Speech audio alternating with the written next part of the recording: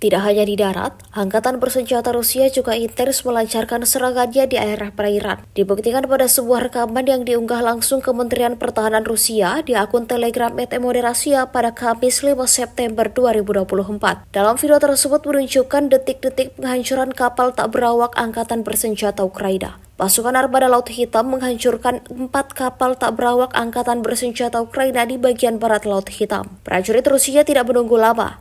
Setelah mendeteksi kapal musuhnya, serangan mematikan langsung diluncurkan hingga timbulkan ledakan dahsyat, seperti yang terlihat dalam rekaman. Insiden ini jelas memberikan kerugian yang signifikan pada kubu Volodymyr Zelensky. Hingga video ini beredar, beragam komentar dituliskan warganet.